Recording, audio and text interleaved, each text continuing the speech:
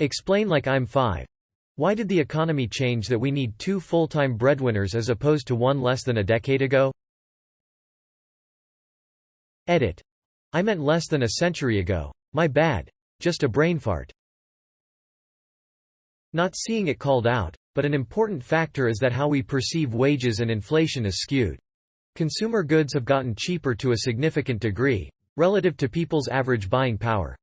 Think about how cheap you can get a big screen TV or a personal computing device compared to the 90s.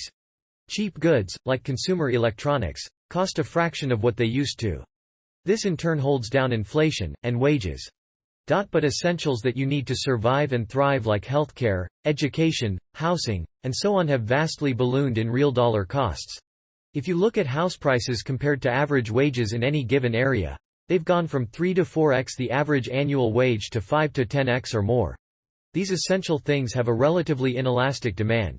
People can't live a healthy life without them, so it simply costs more to live than it used to, even if you can buy a new laptop for $300. Add in that the folks who are in power, older, established, don't see these costs. Their healthcare, Medicare, covers them in retirement. NIMBY voting to restrict the supply of housing increases the value of their paid-off homes. Their college degrees paid for by public spending in the 60s, 70s. Didn't cost them like the 6-figure student loans young people today have to take out on education. TLDR, the things that you need to live a healthy and happy life cost far more now in real dollars relative to earning power than they used to. The real reason is that in the post-World War II era America was uniquely positioned to make a shit ton of money. All other major countries had wrecked infrastructure, decimated populations, and reparations, war payments, rebuilding costs.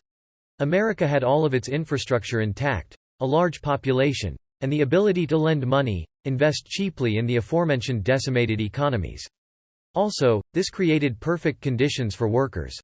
Because America was the only place left that could manufacture a number of things, lots of easily accessible, high-paying. Due to huge demand from foreign countries, jobs opened up.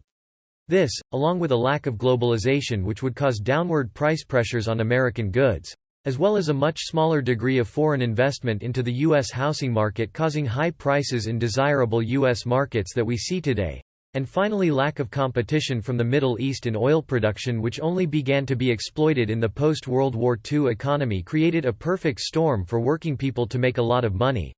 There are other factors. One I would suspect was a healthier, less divided population, but these are some main ones.